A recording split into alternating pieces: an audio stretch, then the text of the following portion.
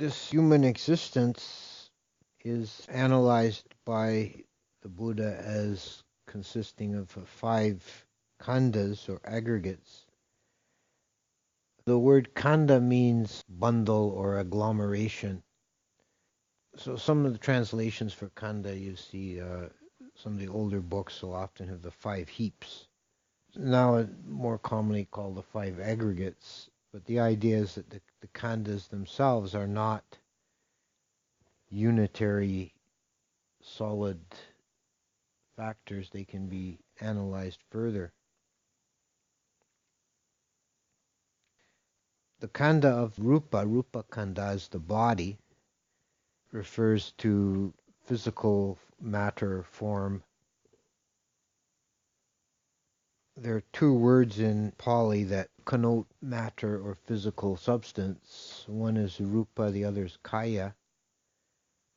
And there's some overlap in meaning, but generally rupa seems to refer to substance and kaya to form. Anything made out of matter, material object, has a substance. It's made of human bodies made of flesh and bone and blood and so on. And cars made out of steel and plastic and rubber and so on. That's the substance. And the form is the shape and the particular way that different components are arranged. And between the 2 of them is the physical object defined.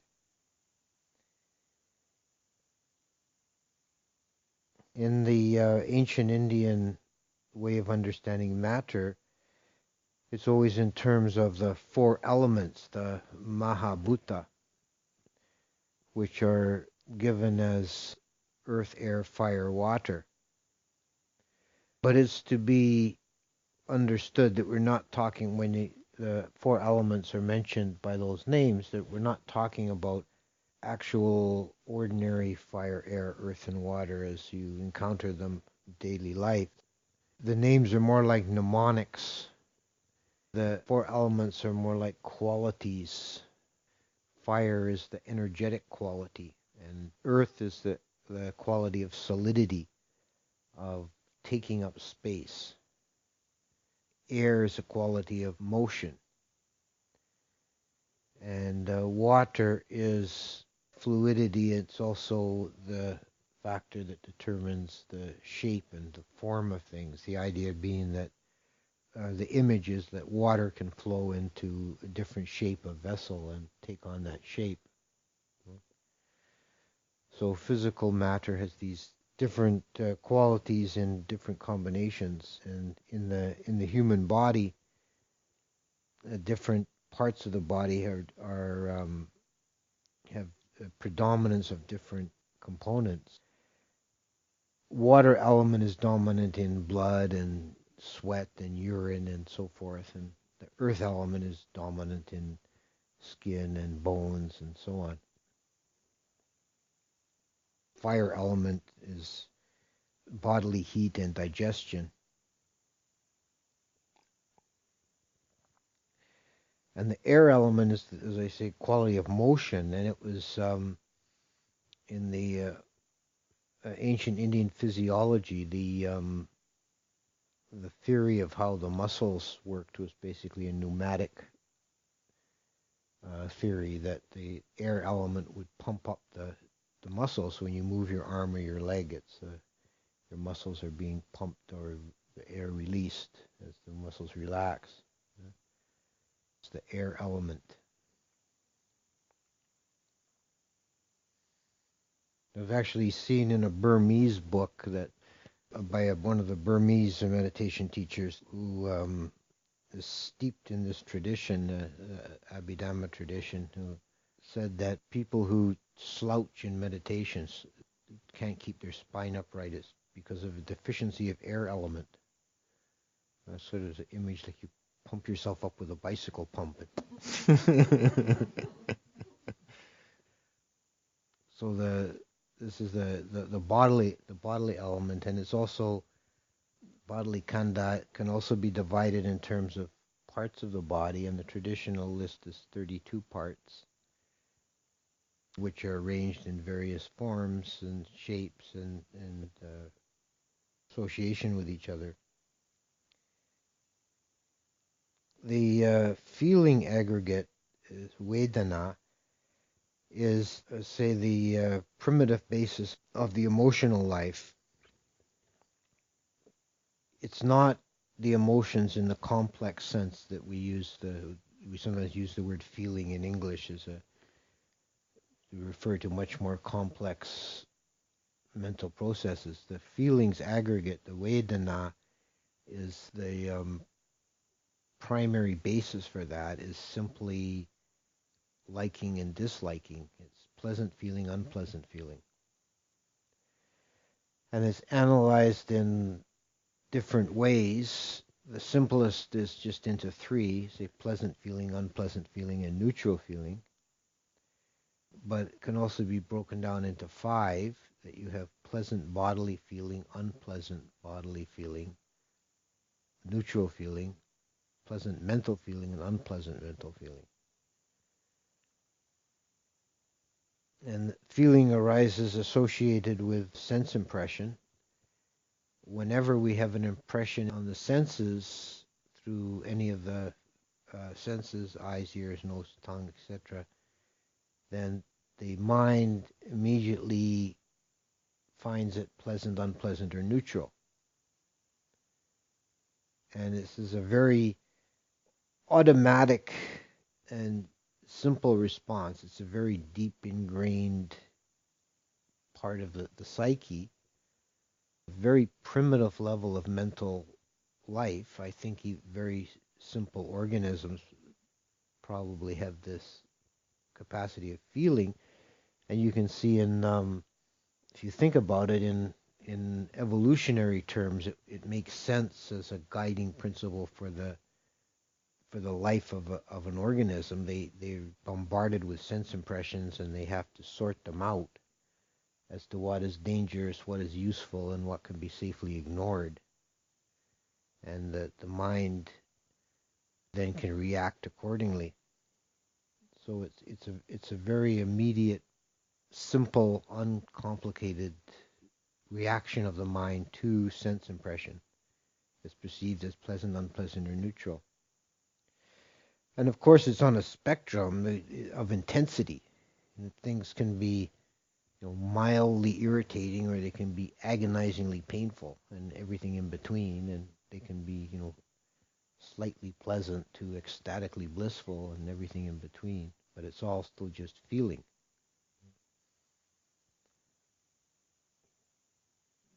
And it's said if you that mindfulness directed towards the feeling is one of the four satipatthanas, and it's quite important for understanding the nature of mind to know the feelings. It said if you are not aware of the pleasant feelings, you easily fall into craving and defilements on that side.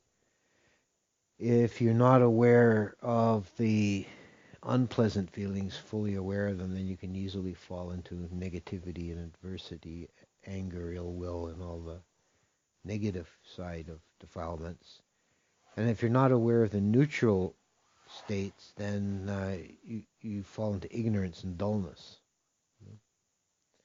I think that if you were able to keep a running tally during the course of an ordinary day of your feelings and keep a total going, I think the vast majority of the moments would be just neutral feeling or close to it, very subtle, pleasant, unpleasant, and neutral. And the mind tends to want to just slough over those and not really see them. And this is an aspect of mindfulness, is to be aware of things that are just ordinary, not just to focus on the intense moments.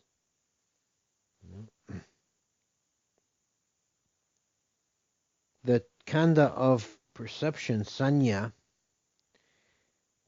and the khandha of consciousness, vijnana, are two that operate closely together and are easily confused and very difficult to see them as separate, but they are separate mental functions. The faculty of vijnana is the knowing mind, and this brings consciousness, and this brings up the kind of problem of terminology and something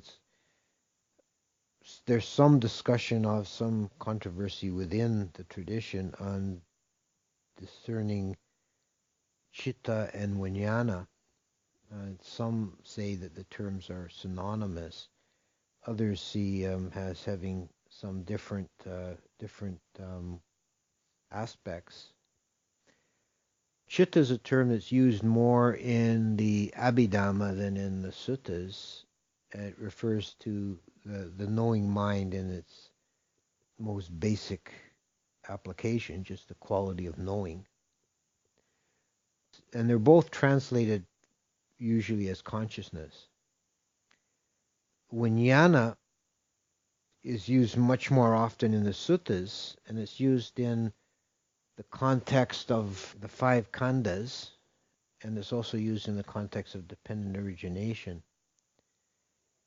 In terms of the five khandhas, vijnana is then broken down further into the different sense organs. There's eye consciousness, ear consciousness, nose consciousness, tongue consciousness, body consciousness, and mind consciousness. 6 kinds of vijnana, according to the 6 sense bases.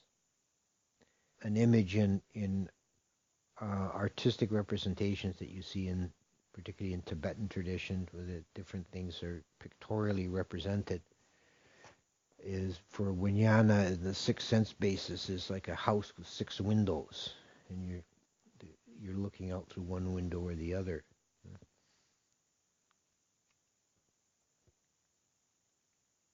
So in this use of the word, vijnana is more specific. It's an application of chitta in particular mode or function, how it operates through the senses. And vijnana is the subjective and the knowing of an object. Knowing not in the sense of understanding, but knowing in the sense of experiencing. That the thing is known, it's there. In the case of eye consciousness, what occurs is first of all, the physical process, which is part of Rupa Khandha, the body, is light strikes the sensitive tissue of the eye, light that has bounced off something else, and then it stimulates various sensitive tissue. In modern physiology, we talk about rods and cones and optic nerves. In the old text, they just say the sensitive tissue of the eye, and that this is a purely physical process. But then the end of the processing is the chitta, which knows the phenomena, experiences it.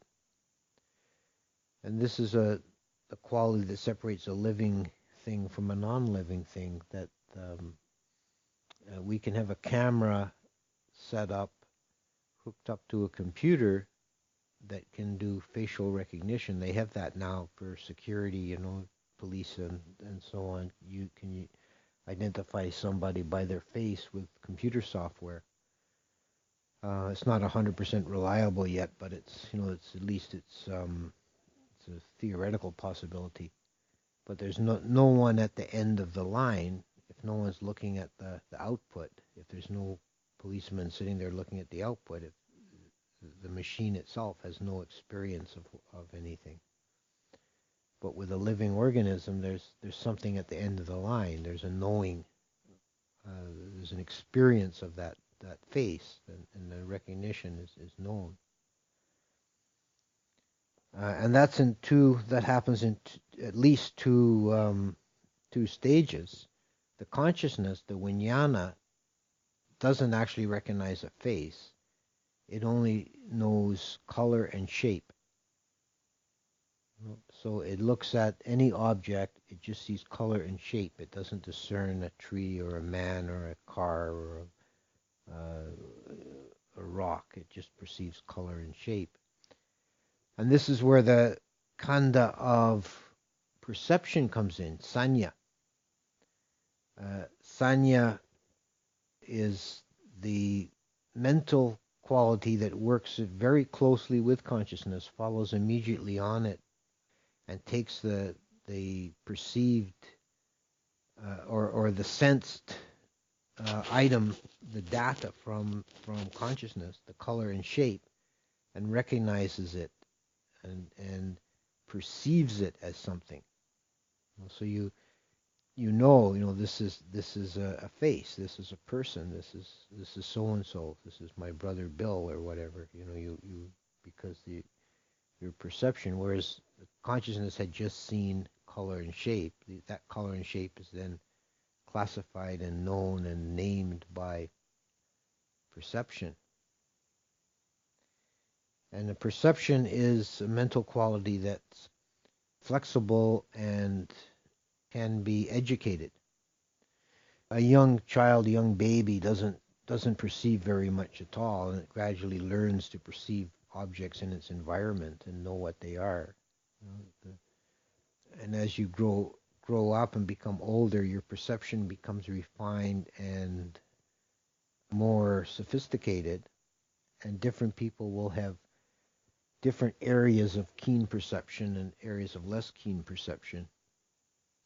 So if you've studied botany, and then you go and look at a field full of plants, you have a much keener perception. You see more variation and detail than someone who's not taking any interest in that. They just see a field full of weeds. They don't particularly see anything. They don't perceive the distinguishing characteristics as well. Perception can also be fooled, can be wrong. It's not reliable. It's not 100% reliable. We all know of things like optical illusions and mirages. And example often given in the text is at dusk seeing a coil of rope as a snake, which would be something to be easily, the mind is alert for dangers, and if you're walking through the dusk in a place where there's poisonous snakes and you see something coiled up on the ground, your mind will first jump to the conclusion it's a snake, and you'll see a snake there. I think here it's not too uncommon for people at dusk or dawn to see bears all over the place. You see a stump or something, and it's, oh, there's a bear right there. Yeah. Sometimes you can play with perception, like people will relax and lay back and look at the clouds and see faces and shapes and things in the clouds. That's your quality of perception, playing games, or in flames, come around a campfire. You can also do that. Perception is an organizing quality that allows us to make sense of the world, but it's not reality. You know? It's a functional tool, but it's not an ultimate reality. The last of the five factors is five khandhas is sankharas, which are formations or mental formations. Sankhara is a word that has slightly different connotations in context. It means literally a compounded thing, something built up or made. And in its most general usage, everything in the world, everything in samsara is sankhara. The only thing that's not a sankhara is nibbana, because everything is made up of other things and compounded and dependently arisen. So they're all sankharas.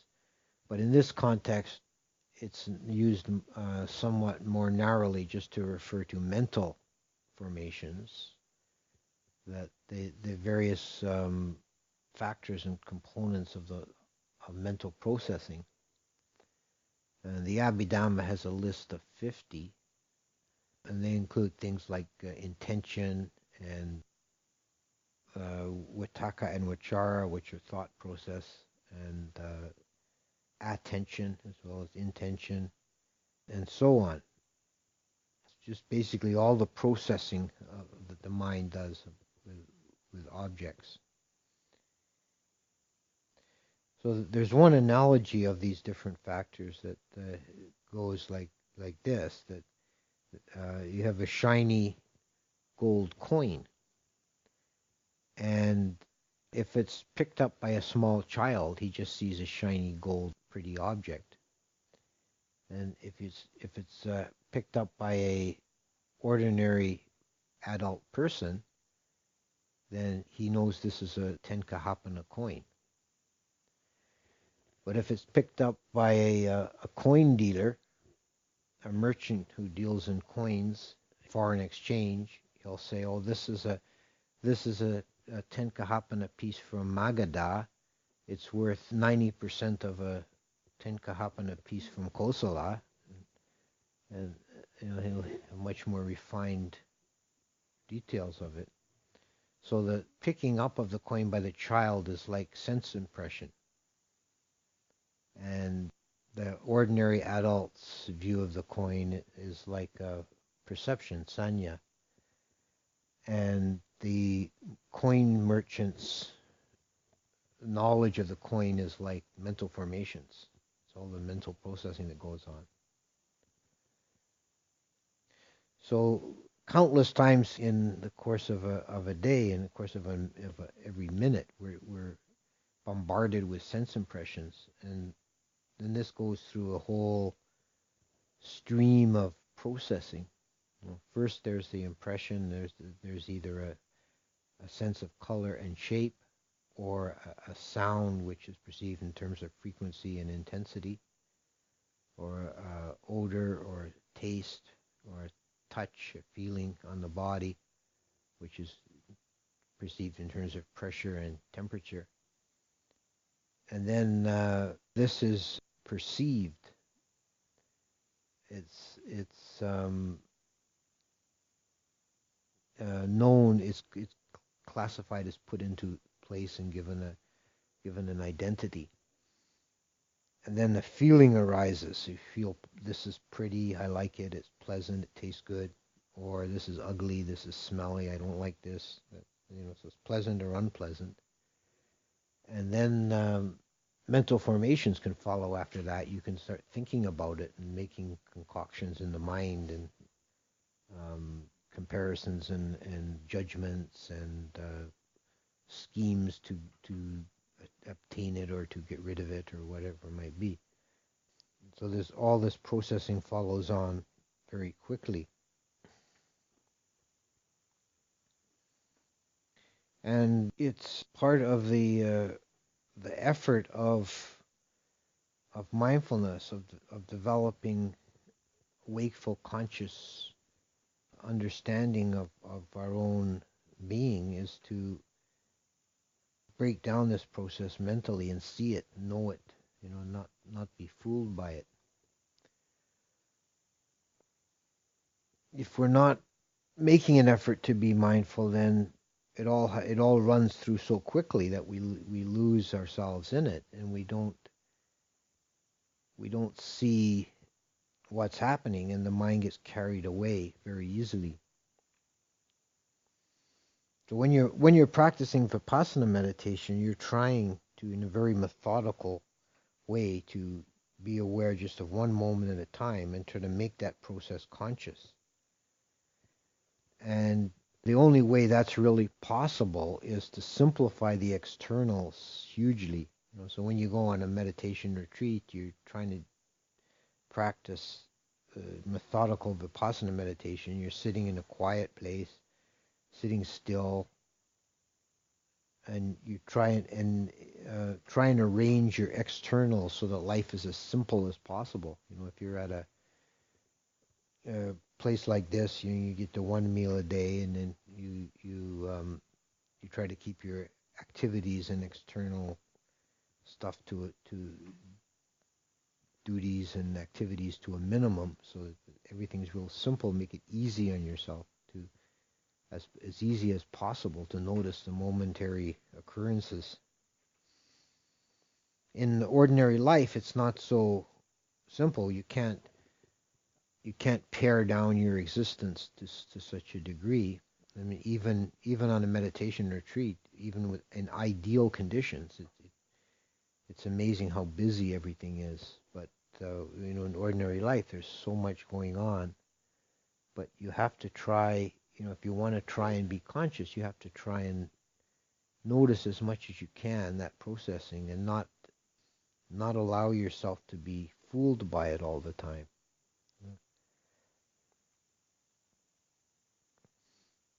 There's different ways that we fool ourselves and along the way with the processing. There might even be some illusion factor at the level of vijnana, particularly if you're tired, or if there's damage to the organ of sense. Vijnana can be fooled, but vijnana is pretty straightforward. It's perception where the processing that we're more likely to get lost and lose the sense of what's real. And that's why it's important in theory to make a distinction between vijnana and sanya. It's not so easy in practice to separate the two. It can be done, particularly with sound. Often meditators will begin to notice that with sound. They'll hear like I had one person here doing a meditation retreat, and he told me he thought he was really doing well. He says, I heard a bird singing outside, and I was right there with the bird. And I says, well, you got a ways to go yet. You're not actually with the bird. You're just with a high-pitched sound. And then your perception perceives a bird. And it is possible to notice that. It's much more difficult with vision, but with sound, it is possible to notice there's a slight, very short gap between the hearing of the high-pitched sound and the recognition of a bird.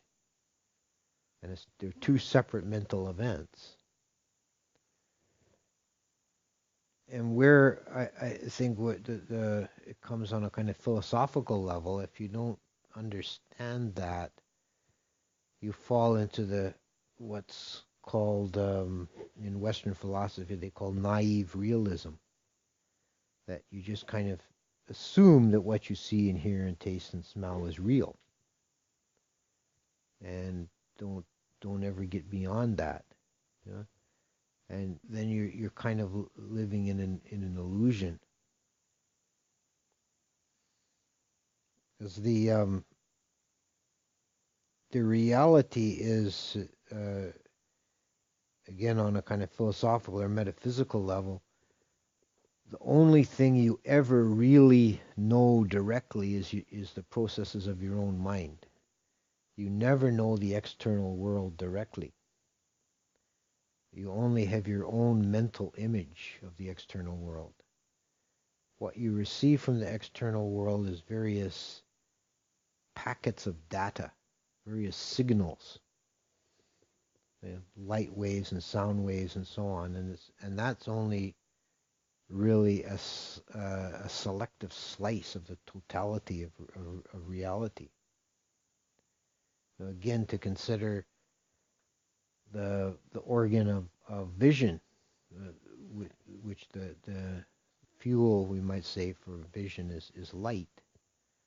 Light is an electromagnetic wave form, and it's in the whole spectrum of electromagnetism, light is just a tiny little sliver. There's all kinds of frequencies higher than light and lower than light, which are around us all the time. And in their essence, they're no different than light. They're just on a different frequency. There's radio waves, infrared, ultraviolet, X-rays. There's a whole range. and there's only a tiny, and you see this in scientific diagrams of electromagnetic spectrum can be drawn, and it's like a big bar with different bands, and light, visible light is just a tiny sliver. So there's all this stuff that we don't see, and we only see that narrow sliver of a tiny portion of reality. And with sound, there's all kinds of sounds that are too high for human ears to hear, that dogs can hear and so on. So there's only a slice of that reality that we're getting.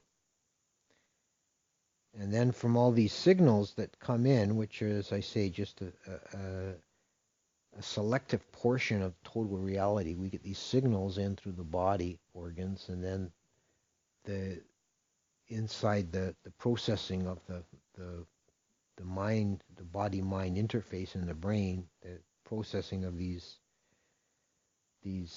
signals, we create an image, a 3D colored with sound, with smell, the whole gestalt image, but it's a simulation. It's like a shadow of reality that, okay, this is what we perceive. This is our reality that we're living in.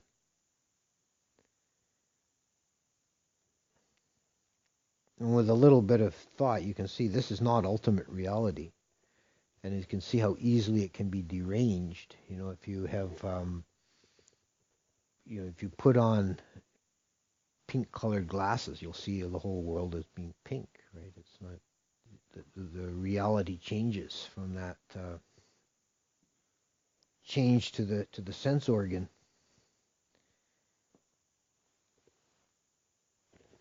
In the Buddhist text, they make a distinction between ultimate reality and conventional reality. This is a interesting and important theme to contemplate, is what is real. And I think here is another case where the Indian mind had more subtle gradations in their way of thinking than the European mind. I think in the Greek, thinking of the Greek tradition, things would either be, basically things were either real or not real, but the Indians would see different gradations of things being more or less real. And in the Buddhist tradition, the distinction is between Paramatta Dhamma and Pariyata Dhamma, the ultimately real and things, and conventionally real. And both of those are real in a sense. One's more real than the other. You could also say, and this is mentioned in some of the text, that there's things that are unreal, that are totally outside that, and they give examples like the horns of a hare. Rabbits don't have horns, so this is just given as an example of something that's totally not real. But the ultimately real are momentary paramatta dhammas, are classed as the only thing that's ultimately real, are momentary dhammas, the ultimate kind of atomic moment, the point instant, that for physical form is earth, air, fire, water, existing for a moment. And these occurring in successive moments very rapidly and in great multiple numbers, we get the forms that we recognize and see in the world. A man, a woman, a dog, a cat, a tree, a house, a car. These things are all classed as pariyata dhammas, conventional reality. That we create them essentially with our mind from combination of all these different factors, and so they're an organizing principle. It's a way of understanding the world, of breaking down the totality and seeing things in a way that's useful. So we can navigate the world. We can see things in a way that's useful and functional. And they're not totally unreal, but they're not ultimately real either. They're somewhere in between. They're called conventional reality, sort of agreed upon way of understanding and parsing the world. And our perception and our feelings and mental formations and so on usually operate on that level. We're seeing things in those terms and we're operating on that level.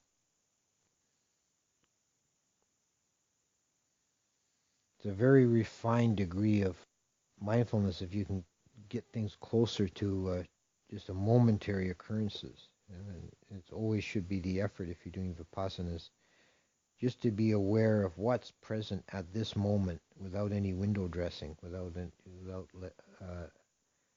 analysis or judgment or discrimination or comparison or any of that. Just this is what's here right now. This is it. An object of taste, touch, sound, smell, vision, mental formation. And then if the processing follows on after that, then to be aware of that as a separate object.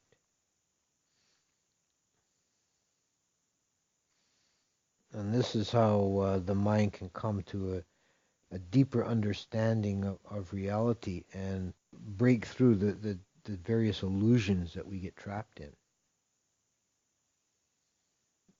The primary principal illusion that beings get caught in is the sense of self.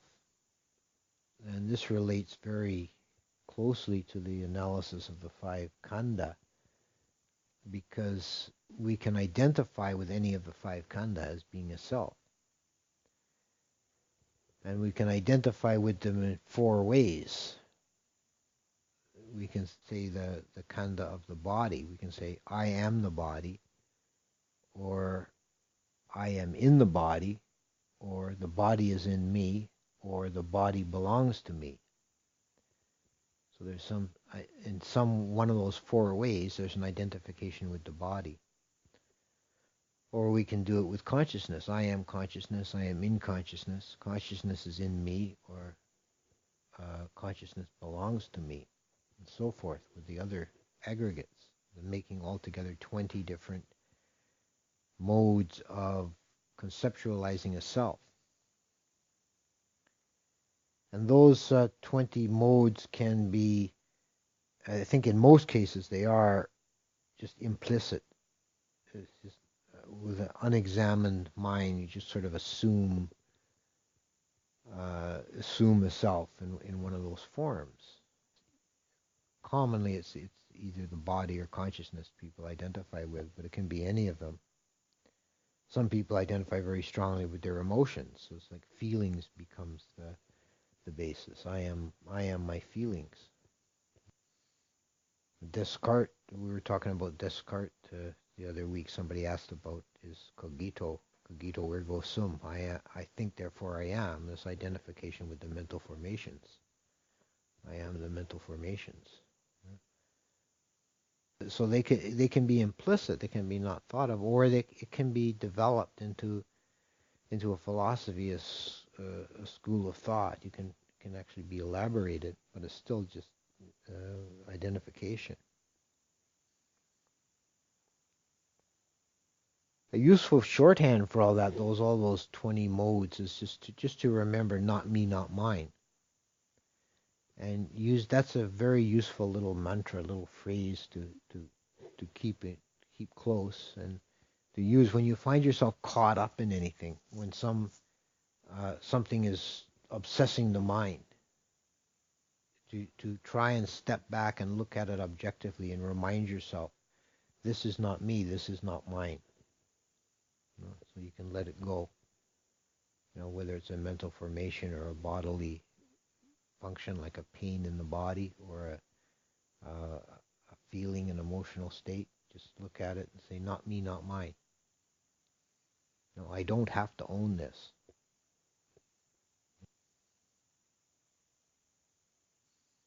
So I think I'll draw to a close now.